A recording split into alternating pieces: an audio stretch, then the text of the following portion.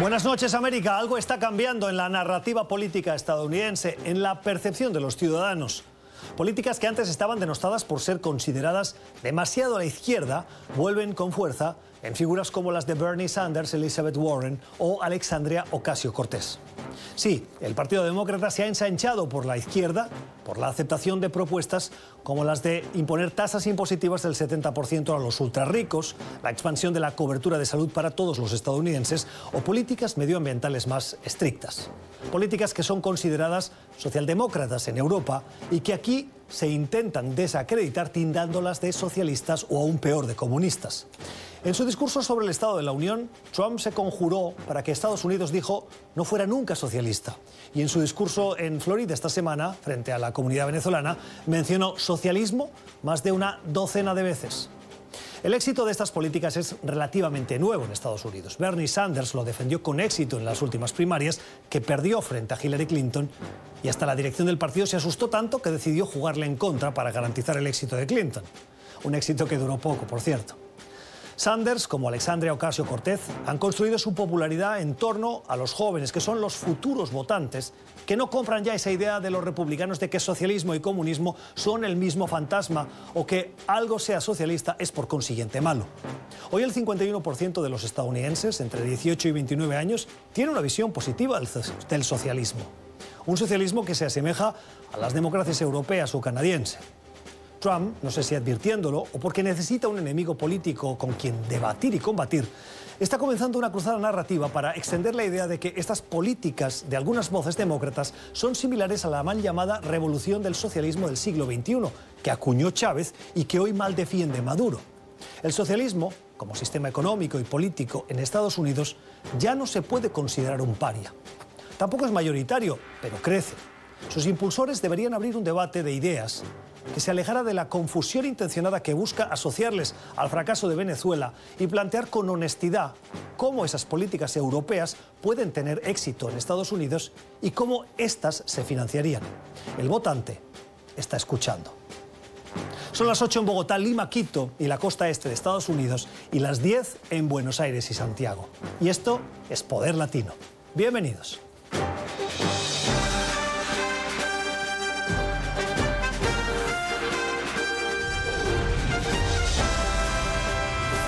Desde nuestros estudios en Washington, Poder Latino, con Gustavo Alegret.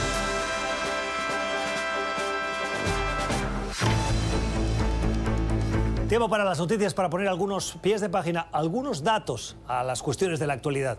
En Estados Unidos, al presidente Donald Trump le crecen los problemas con su emergencia nacional. Ayer explicábamos que unos 16 estados de la Unión Americana han decidido unirse para, liderados por California, presentarle una demanda legal, un reto en los tribunales a esta emergencia nacional. El presidente quiere los fondos para construir su muro y está convencido, a pesar de que los datos no le avalan, que lo que está sucediendo en la frontera sur es una emergencia nacional. Y lo ha explicado por activa y por pasiva. El mensaje que al Congreso no le llega, porque no le dan los fondos, nos preguntábamos, ¿y le está llegando a los ciudadanos? Bueno, hoy hemos conocido la primera encuesta realizada con un margen de error del 3,1% que nos da algunas pistas.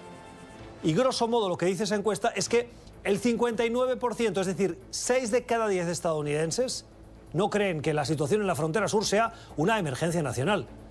4, el 41%, 4 de cada 10 dicen sí, el presidente tiene razón. Miren los datos de este grupo de 6 y 4, de 60% y 40%, distribuido por los votantes registrados en función de republicanos, demócratas e independientes. Ahí están los datos. Claro, los republicanos mayoritariamente, 75%, dicen que sí, que el presidente tiene razón. Incluso dentro, y este dato es relevante, dentro de los republicanos, un 25% no cree que Donald Trump tenga razón.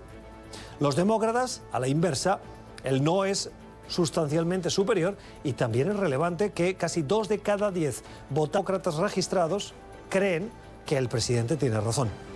Entre los independientes, viendo los dos gráficos anteriores, lógicamente mitad de mitad. 51% no, 49% sí. Y eso da, en la promedio estadístico, esos 6 de cada 10 estadounidenses que le dicen al presidente: no, presidente, lo que pasa en la frontera sur no es una emergencia nacional. O dicho de otra manera, si usted lo quiere leer así, 4 de cada 10 le dicen al presidente: sí, usted tiene razón. Bueno, esto por lo que respecta a la última polémica que envuelve al presidente respecto de la frontera sur. En las últimas horas, nuevos candidatos se han lanzado a la arena para anunciar que buscarán la nominación del Partido Demócrata y luego aspirarán a la presidencia, retando a Donald Trump en su elección o su reelección en el 2020. Hemos seleccionado los candidatos más notables, más conocidos dentro de los demócratas para ver la popularidad que tienen con un indicador. Y es el de la capacidad de recogida de fondos. Es decir, si reciben muchos fondos es que, en el fondo, al margen de lo que puedan decir las encuestas, la gente les cree. Y les cree tanto que les dan plata para sus campañas. Miren los datos.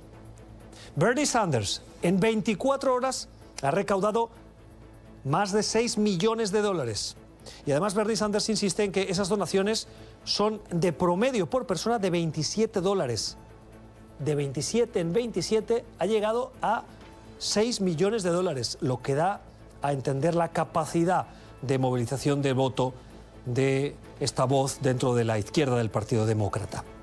Le sigue Kamala Harris con 1,5 millones en 24 horas desde el momento en el que anunció su postulación para la nominación demócrata, seguido por Amy Klobuchar con 1 millón, en este caso hay que puntualizar, en 48 horas.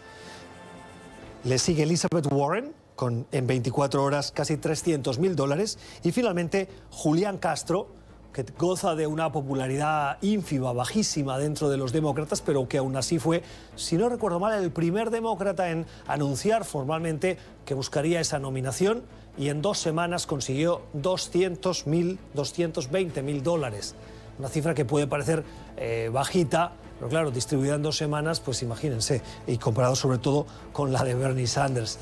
Muchos dicen que Julián Castro, como otros candidatos demócratas, lo que están buscando es la vicepresidencia, formar parte del tándem con alguien que tenga más capacidad de arrastre, que claramente Castro, a tenor de estos datos y de la popularidad, no representa. Esto en Estados Unidos.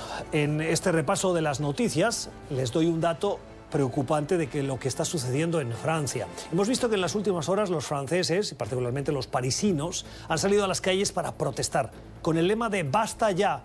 Están en contra del creciente número de actos antisemitas que se están viendo en el país. Y los datos son muy llamativos. Miren, entre el 2017 y el 2018, el número de actos vandálicos con motivación antisemita pasó de 311 a 541. Esto representa un incremento del 78% en la diferencia de un año.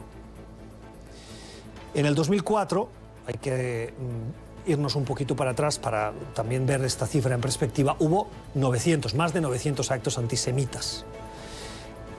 Lógicamente hay preocupación entre las autoridades francesas por este creciente antisemitismo. Quien ha seguido muy de cerca lo que está sucediendo en Francia con respecto a este incremento de estos actos antisemitas es Marc Bassets, es el corresponsal jefe del periódico El País en París. Marc, buenas noches, gracias por estar con nosotros. Ayúdenos a comprender por qué crecen estos actos antisemitas. Buenas noches. Hay varios factores y no es estrictamente nuevo este fenómeno. Realmente hace unos 20 años hubo un inicio de subida de los actos antisemitas en Francia particularmente, que es el país de Europa donde más ciudadanos judíos viven. Se relacionó esta subida del antisemitismo a principios de los años 2000 con el aumento del islamismo radical. Antiguamente el antisemitismo era en Francia y en Europa ligado a la extrema derecha, a los nazis, a los neonazis. A partir de la década de los 2000, primera década del siglo XXI, empieza a estar relacionado con el islamismo radical y todavía vivimos en esta ola de antisemitismo que empezó entonces y que ha tenido varios episodios, tanto episodios cotidianos como grafitis en las paredes, insultos, como también atentados y asesinatos. Y el aumento más reciente se puede atribuir a otros factores, a la crisis económica, a la revuelta de los chalecos amarillos, esta revuelta populista de las clases medias. También tiene algo que ver porque en las manifestaciones ha habido algunos insultos y expresiones antisemitas. Decíamos antes que el pico de estos actos antisemitas lo vimos en el 2004 con más de 900, pero que entre el 2017 y el 2018 se ha incrementado en casi ese 80%, 78%, para ser precisos. ¿Hay una cierta amnesia con respecto a la reproducción de estos actos antisemitas que contribuyen a que queden diluidos como algo que forma parte ya, desgraciadamente, de la actualidad? Bueno, yo creo que la amnesia o la falta de conocimiento de la historia es uno de los muchos motivos que puede explicarlo. Sobre todo puede explicar la bajada del nivel de alerta, ¿no? Es más fácil si las nuevas generaciones no han estudiado la historia o la han estudiado mal, que recaigan en los errores del pasado. Ya cada vez quedan menos personas vivas que sobrevivieron o que vivieron la época de la Segunda Guerra Mundial, del Holocausto. Es una historia que cada vez parece más lejana y, por lo tanto, sí que es posible que estas lecciones haya el riesgo de que sean olvidadas. Yo diría que es uno de los muchos factores que pueden explicar esta situación. La concentración de las últimas horas en París ha contado con el apoyo de al menos 20 partidos y organizaciones sociales, entre los que no estaba Reagrupamiento Nacional, el partido de Marine Le Pen, la ultraderecha. ¿Cuánto pesa el cierto éxito que tiene este partido en el incremento de esos actos antisemitas en el país? Es curioso porque el Reagrupamiento Nacional, que hasta hace unos meses se llamaba Frente Nacional, es el gran partido de la extrema derecha francesa. En sus orígenes, muy ligado precisamente al antisemitismo, entre otras corrientes. Sin embargo, Marine Le Pen, que es la hija del fundador del Frente Nacional, Jean-Marie Le Pen, pues Marine Le Pen se ha distanciado mucho de esta corriente. Expulsó a su padre del partido, cambió el nombre, renunció totalmente a esta ideología antisemita e incluso Marine Le Pen ha cortejado y ha conseguido seducir a muchos franceses judíos que ven en el nuevo antisemitismo, ven detrás del nuevo antisemitismo a musulmanes. Creen que es responsabilidad del islamismo y de los franceses de origen musulmán, y el Frente Nacional, y actualmente Reagrupamiento Nacional, tiene un discurso muy duro con los islamistas y en general con los inmigrantes musulmanes. Por lo tanto, los judíos, o algunos judíos franceses, se sienten protegidos por el antiguo Frente Nacional, que era el partido que en su origen era antisemita. Es una de estas paradojas que da la política. Marc Bassets es el periodista corresponsal jefe del diario El País en Francia, en París. Marc, gracias, como siempre, por estar con nosotros. Qué gusto escucharte. Buenas noches. Muchas gracias, igualmente. Las opiniones de los protagonistas, los pies de página, las notas para comprender un poquito más en profundidad la actualidad informativa. Vamos a hacer una pausa y al volver, seguro que estos días han escuchado que en Estados Unidos está creciendo el socialismo y que algunos incluso dicen no es socialismo, es comunismo, y lo atribuyen a la parte más socialdemócrata o de izquierdas del Partido Demócrata. Pues bien, vamos a hablar con un profesor de la Universidad de Georgetown para diseccionar el origen de estos conceptos políticos, de estas propuestas políticas, y comprender hasta qué punto son ciertas esas acusaciones o cuánto hay de interés para enredar las cosas. Tiempo para nuestra entrevista hoy en Poder Latino. Miren, esta es la portada de la revista The Economist. La revista The Economist se hace eco del debate que hoy está en la arena pública en Estados Unidos sobre la creciente propuesta por parte del Partido Demócrata, de algunas veces dentro del Partido Demócrata, de posiciones más de izquierda, socialistas. Les gusta al presidente Trump describir esas opiniones. Voces o propuestas que vienen particularmente de figuras tan emblemáticas como Bernie Sanders, que hace no más de 24 horas que anunciaba su candidatura a la nominación demócrata. O Elizabeth Warren, que a pesar de que ella se autodefine como capitalista, sus propuestas enlazan muy bien con la socialdemocracia europea. O Alexandria Ocasio-Cortez. Voces como estas que no esconden su propensión, su interés por esas políticas de protección social, de redistribución de la riqueza, y que son utilizadas por parte de las voces más conservadoras, particularmente del Partido Republicano y especialmente por el presidente Trump, para dibujar una narrativa y denostar esas políticas, calificándolas de socialistas. ¿Es un insulto? Profesor Eric Langer, profesor de Historia de la Universidad de Georgetown. Gracias por estar con nosotros. Bienvenido. Es un placer. ¿Es un insulto decirle a Alexandria Ocasio-Cortez, a Bernie Sanders, a las políticas de Elizabeth Warren, de esta facción de la izquierda dentro del Partido Demócrata, socialistas? No, simplemente es una ideología un poco diferente que los republicanos, que son capitalistas, digamos, de Adam Smith, así antiguo, de 1776, más bien, cuando se publicó La riqueza de las naciones. Eso es lo que hizo famoso a Smith. A ese teórico. Sí, exacto, sí, sí. Y ellos, y Ricardo también, que es otro, pero ellos vienen de otra tradición que más bien es un poco más tardía que la de Smith, que es del socialismo, que viene con Saint-Simon y después con Marx y otros. Y en realidad el socialismo son muchas cosas y depende de quién lo diga y qué tradición sigue. Ayúdenos a distinguir qué define la socialdemocracia europea, el socialismo como concepto. Usted citaba a Marx y a Adam Smith en el mismo saco, y me da la impresión de que son distintas la teorización de ambos teóricos. Totalmente diferentes, son más bien opuestos uno al otro. Y comunismo, socialismo, comunismo, socialdemocracia al estilo europeo. ¿Qué las caracteriza, qué las diferencia?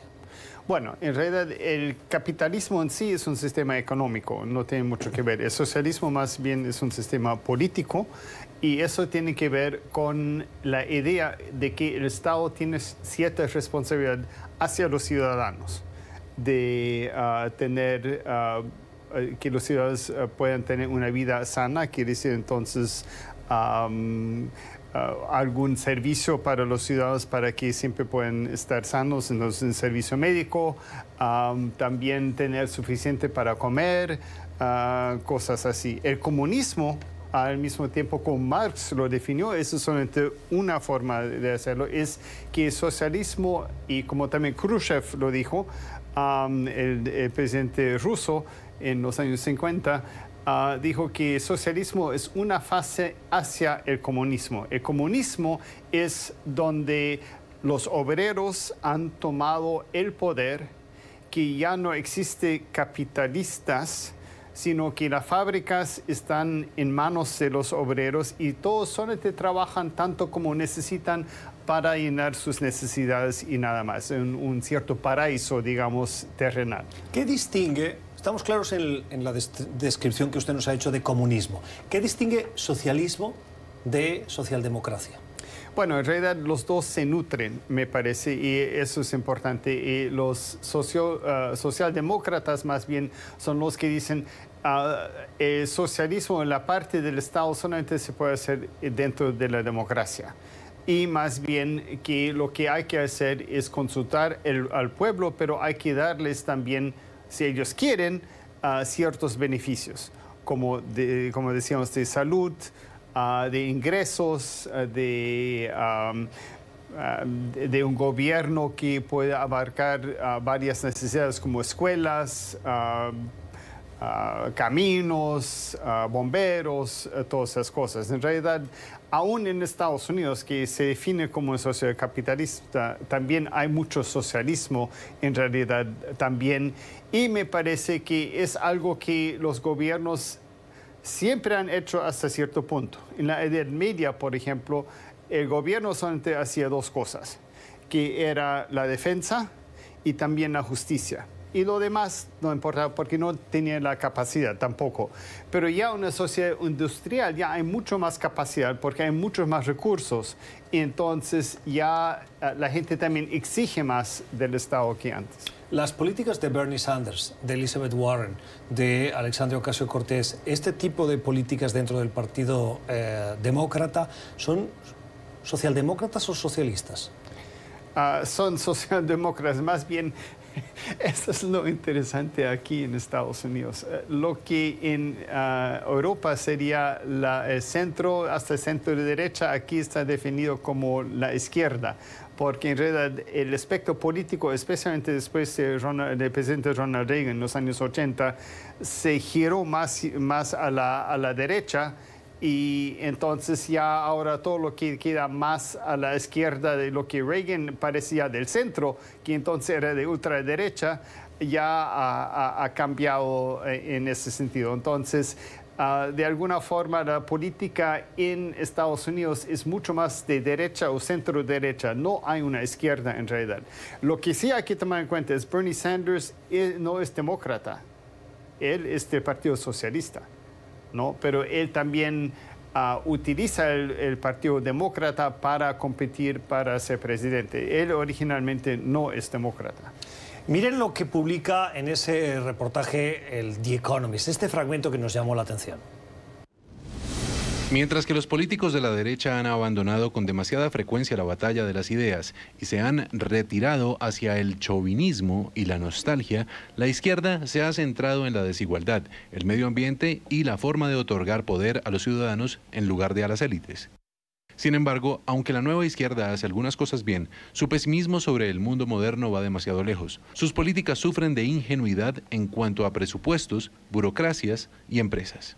Fragmento de The Economist, es en ese artículo que está siendo muy comentado. Profesor, el fragmento habla de un pesimismo de esa izquierda renacida. ¿Está justificado ese pesimismo? En realidad, lo interesante es que antes aquí en Estados Unidos se llamaban liberales y ahora se llaman progresivos, ¿no? Los progresistas que miran hacia el futuro, así lo que se quieren definir.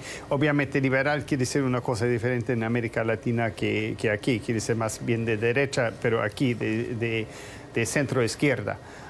Entonces, creo que no, porque lo que los de la izquierda quieren hacer se está enfocando directamente hacia el futuro. Y eso con pesimismo en el sentido de que sí hay problemas tremendos con el medio ambiente que hay que solucionar ya, que hay problemas con cuestiones de salud, con la escolaridad, las escuelas públicas que van mal, etcétera, etcétera. Pero en realidad están enfocando, y eso es lo interesante, en los jóvenes. Bernie Sanders, por ejemplo, al cual mencionamos, aunque tiene 70 y pico años, es el que más que todo tiene arraigo con los jóvenes que otra gente más joven. Y Ocasio también, AOC, como dicen, Alexandra Ocasio-Cortez, es muy joven y más bien es una representante tan importante, porque ella representa la nueva generación que piensa de otra forma sobre el mundo y sobre el gobierno en Estados Unidos. Claro, pero usted me ha hablado de pesimismo y yo me acordaba del seguimiento de la campaña electoral cuando escuchábamos al presidente Trump, que si bien no hablaba de las carencias en las escuelas, de las carencias del medio ambiente, sí habló con cierto pesimismo para cautivar el voto de la clase trabajadora no educada blanca en estados del norte del país, lo que se conoce como el cinturón del óxido, en Wisconsin, en Michigan, en Pensilvania hasta cierto punto.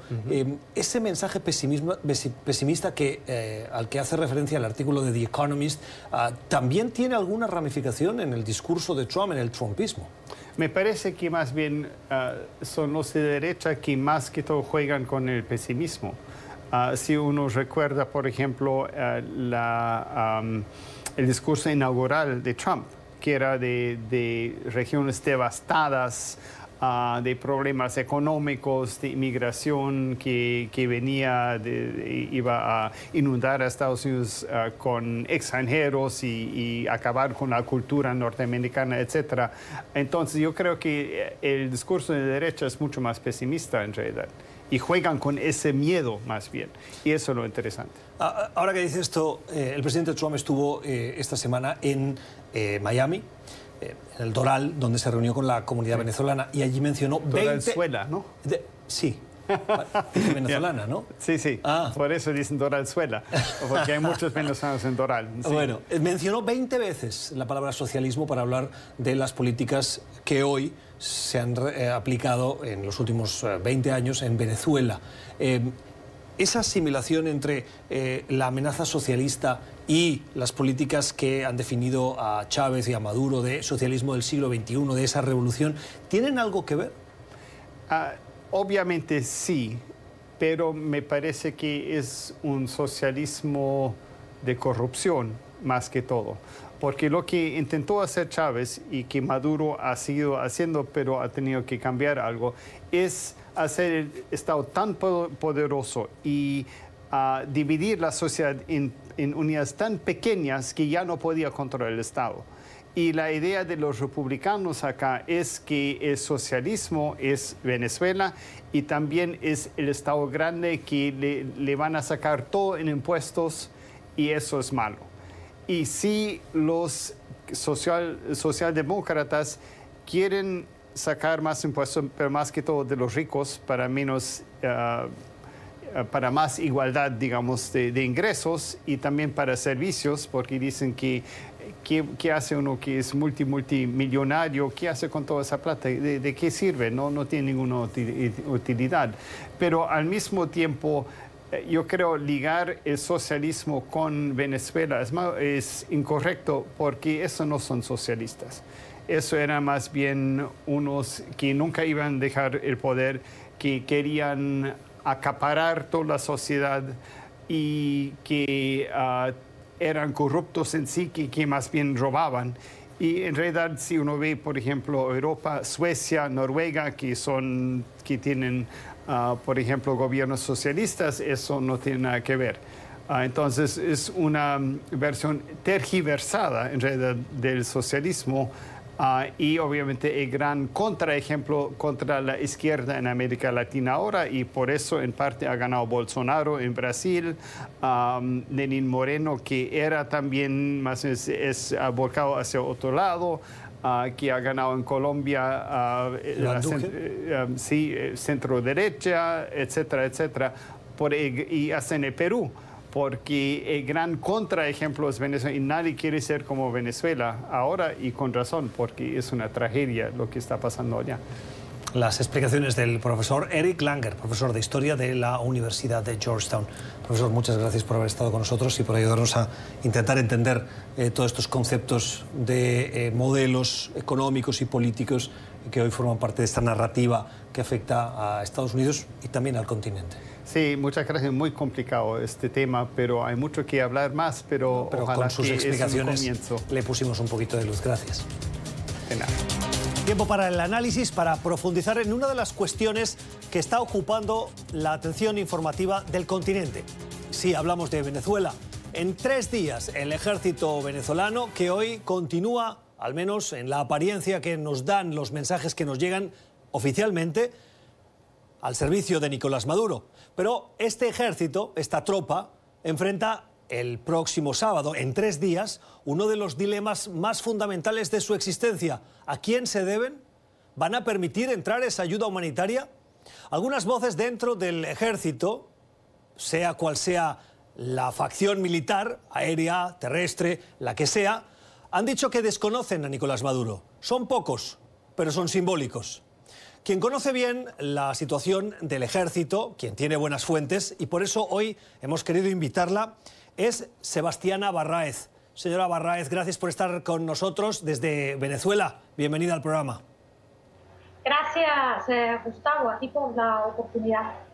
Señora Barráez, en las últimas horas hemos sabido que el coronel Pedro José Chirinos, que fungía hasta ahora como agregado militar de Venezuela en la misión de este país en las Naciones Unidas, ha mostrado su descontento con Maduro, se ha distanciado de Maduro y ha reconocido a Juan Guaidó. Decíamos al principio del programa que es el último de una lista que nos parece corta. ¿Cuál es su sensación de estas voces militares que los medios le estamos poniendo mucha atención, pero que no sé si compartirá conmigo? La lista es de una decena como mucho.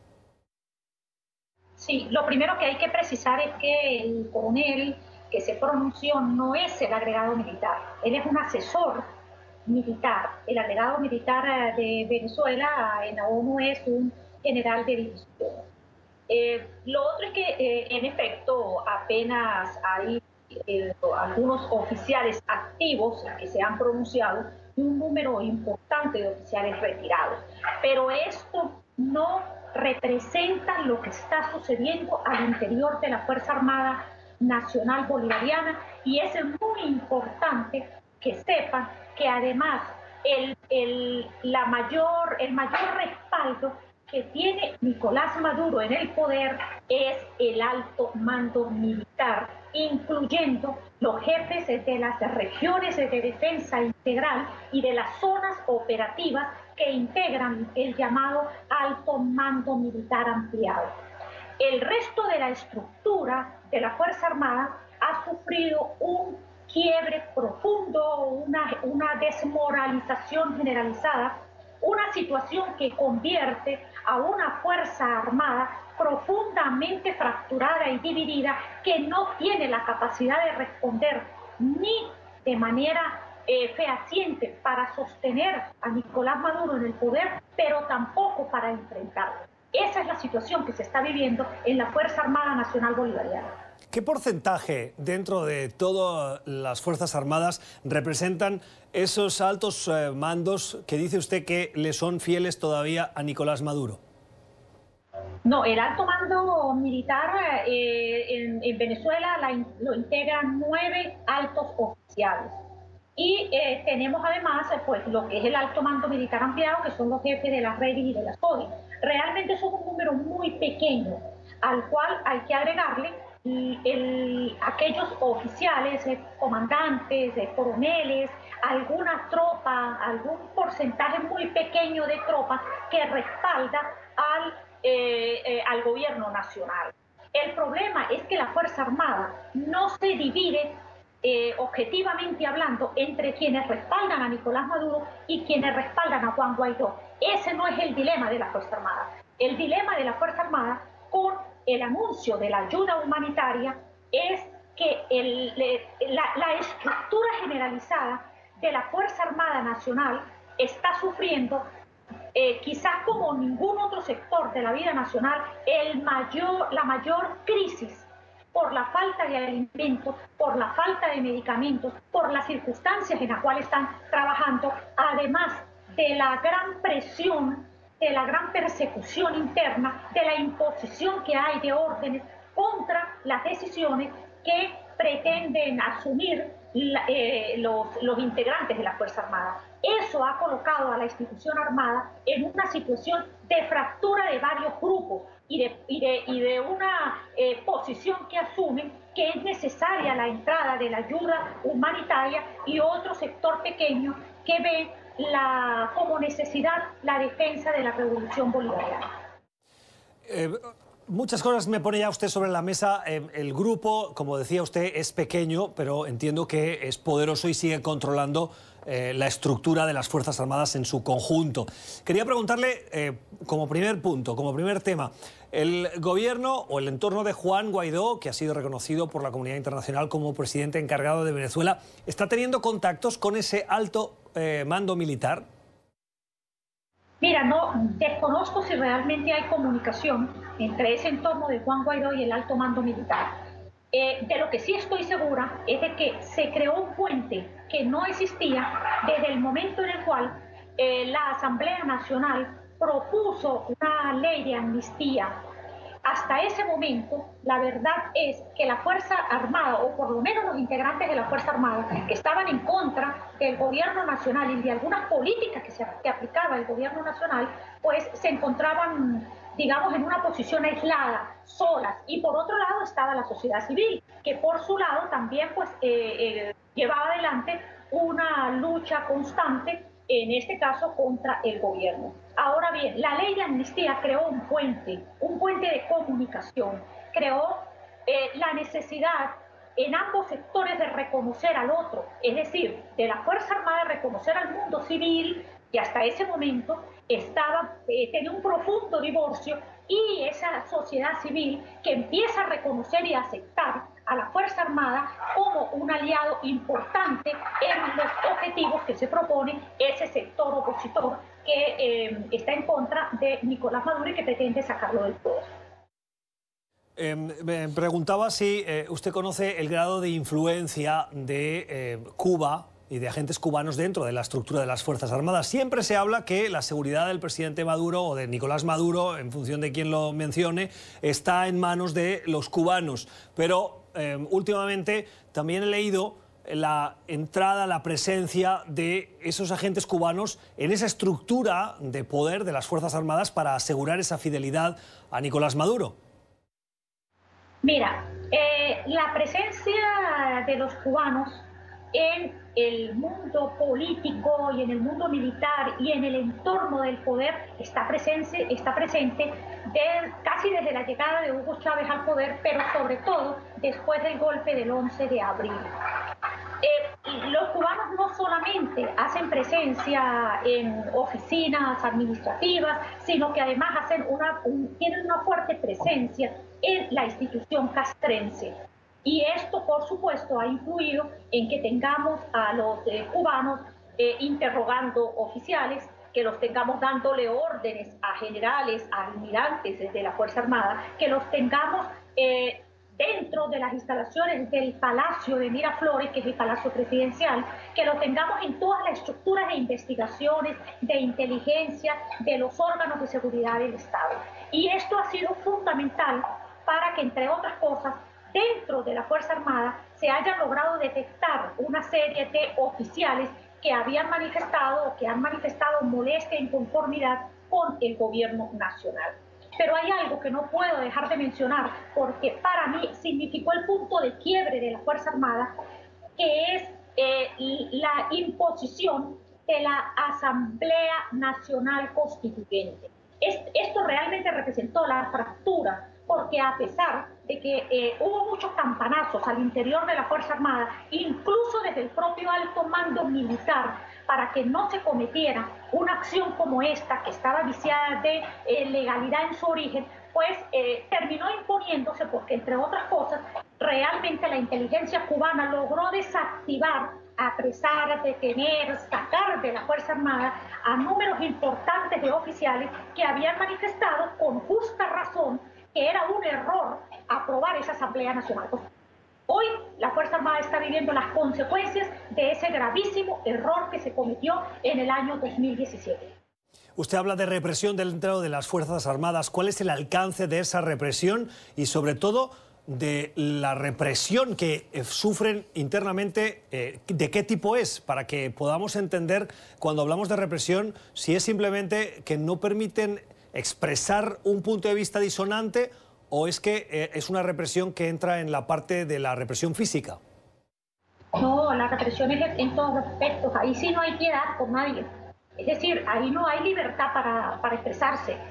Tradicionalmente en nuestra Fuerza Armada una orden se daba para cumplirse y era normal que no se, digamos, que no se argumentara para no cumplir una orden. Pero es que lo que ha sucedido va más allá de eso. La situación de presión y de represión al interior de la Fuerza Armada implica, por ejemplo, que a los militares les revisan sus teléfonos, les revisan sus redes sociales, les hacen allanamientos, los detienen en reiteradas oportunidades. Todo aquel que entra bajo sospecha es llevado a la Dirección General de Contrainteligencia Militar a declarar. En muchas oportunidades son detenidos sin que haya un proceso legal en su contra. A veces permanecen incomunicados, son trasladados de sus cargos, muchas veces son enviados a sus casas sin cargo. Lo último que se está haciendo es incluso que los retiran de la lista de los salarios, de los sueldos que reciben, les niegan el acceso a los beneficios, a los pequeños beneficios que pudieran tener. Y además de eso, pues bueno, nosotros tenemos un número importante de militares detenidos por traición a la patria, por instigación a la rebelión y contra el decoro militar. Quiero decir que esta es la cifra más alta en toda la historia de la Fuerza Armada Nacional. Es decir, estamos hablando de cerca de 200 oficiales detenidos por razones de conspiración. ¿Cuántas deserciones diría usted que hay que no son públicas dentro de las Fuerzas Armadas? Miles. La verdad es que eso no está cuantificado porque las deserciones han aumentado tanto, sobre todo en el año 2017 y 2018, que no están cuantificadas. Recientemente se dio a conocer un radiograma donde un oficial, el comandante general de la Guardia, anunciaba la desincorporación de más de 4.000 sargentos, y en este caso estamos hablando de tropas, de sargentos de la Guardia Nacional que habían desertado. Pero el número, por ejemplo, en el caso del Ejército, es 6.000 y pico a ese mismo nivel. Y ni contar en el grado de los oficiales, que eso tampoco era común en nuestra Fuerza Armada. Tenemos la deserción de oficiales que, bueno, se cansaron de solicitar que les fuera concedida la baja, se las negaban, ni siquiera la procesaban, y bueno, decidieron desertar y muchos de ellos abandonaron el país. Habla usted de precaria situación en los cuarteles. ¿Puede describir esa situación? Sí, bueno, empezando porque sencillamente no hay suficiente alimento, no hay alimentos de calidad muchas veces, y esto sobre todo en el caso del interior del país, que se permite un poco más esa posibilidad, pues los comandantes de cuerpo han decidido de repente solicitar a alguna hacienda o alguna finca que les sean donados el ganado para poder sacrificarlo y poder alimentar a la tropa. En otros casos, pues sencillamente se los llevan arbitrariamente porque necesitan alimentar a los integrantes de esa unidad militar. En el caso de la capital o de las ciudades, por ejemplo, que están cercanas a la capital, la situación es mucho más dramática porque, bueno, ahí no hay a quien quitarle las reses, entonces tratan de suministrar alimentos que muchas veces no tienen ningún tipo de proteína, y esta situación influye muchísimo en los militares. Recordemos que una de las piezas importantes que integran ese ajedrez de la preparación del militar tiene que ver con el entrenamiento físico, y para eso requieren, entre otras cosas, estar bien alimentados y bien hidratados. Bueno, esa es una de las situaciones, digamos, que más golpea a la Fuerza Armada. Pero hay un factor que golpea no solamente a la Fuerza Armada, sino simultáneamente a los familiares de los integrantes de la Fuerza Armada. Es el problema de la situación precaria en la cual se ha caído en los hospitales militares, que dejaron de ser un modelo de preparación, de atención para los militares, y sencillamente pues muchas veces no se consiguen ni siquiera reactivos para poder hacer análisis sencillos de sangre. Y ya no se les suministra regularmente los medicamentos que era normal que se le diera tanto a los familiares como a los militares, y es una situación muy dramática porque aquellos enfermos de, por ejemplo, cáncer u otro tipo de enfermedades, pues están destinados a morir porque no hay medicamento con que atenderlos en el país. Un drama. Tengo que terminar, pero no quiero dejar de preguntarle por una división que usted hace dentro de los miembros de las Fuerzas Armadas. Los divide en varios grupos y cita usted oficiales comprometidos con actos de corrupción, responsables de delitos contra los derechos humanos, los que han optado por la conspiración. De estos tres grupos, ¿cómo distribuye a los altos mandos en estos grupos y quién forma parte? Mira, en todos los grupos hay de todo un poco. Es decir, el problema de la Fuerza Armada es que no hay un grupo único de oficiales corruptos que se hayan organizado, digámoslo así, ni hay un grupo de oficiales puros o llamados institucionales, o no hay tampoco un grupo de los llamados mini, que digamos que no ni apoyan al gobierno ni apoyan a la oposición. En la Fuerza Armada hay una situación extremadamente compleja porque lo que han habido son manifestaciones que le han permitido a algunos grupos coincidir en el objetivo que tienen. El caso o lo que más conspira contra Nicolás Maduro realmente es la situación reinante en los cuarteles y el nivel de deterioro que hay a nivel de las bases o los pilares fundamentales de la Fuerza Armada, y en esto me refiero a la subordinación, a la disciplina y a la obediencia. Al fracturarse estos pilares, pues obviamente la Fuerza Armada funciona de manera que se tambalea, y entonces es por eso que observamos que el alto mando militar es el que sale como vocero de la Fuerza Armada, cuando realmente y lamentablemente ese alto mando militar ya no representa a toda la institución castrense, o mejor dicho, toda la institución castrense ya no se siente representada en ese alto mando militar. Señora Baeza, quedan esos 3 días. Tengo que terminar, pero le pido muy brevemente qué cree que va a pasar el 23, teniendo en cuenta la descripción que usted hace de esas Fuerzas Armadas.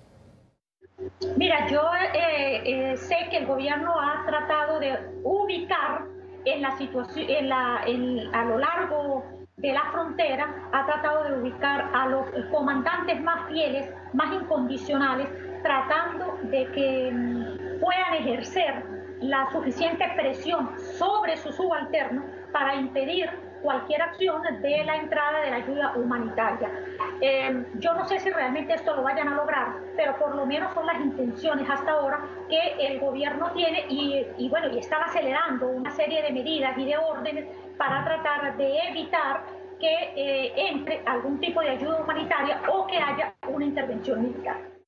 Es la periodista venezolana Sebastiana Barráez. Señora Barráez, gracias por compartir esa información, esa descripción de las Fuerzas Armadas bolivarianas hoy en la crisis política, económica y humanitaria por la que atraviesa Venezuela. Feliz noche. Gracias, Gustavo. Buenas noches.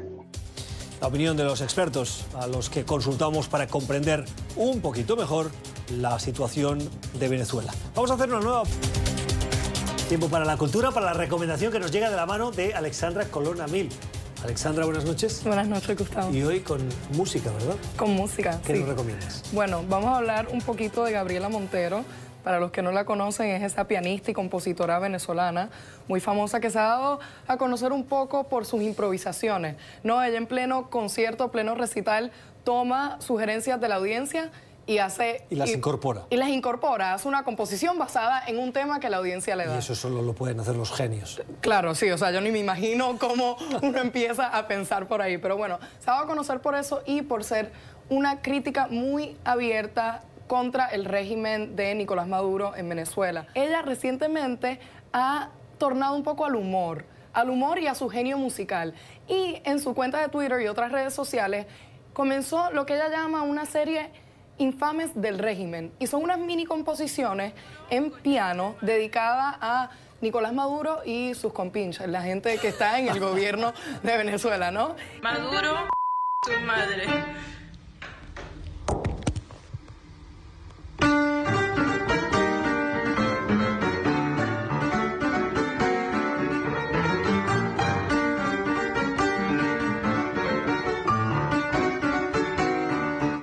El humor, la ironía, que puede ser a veces un arma profundamente hiriente, en el caso de la pianista Gabriela Montero, con su composición Maduro, tu madre. Vamos nosotros a las redes sociales del programa, @PoderLatinoNTN, a leer lo que ustedes nos dicen.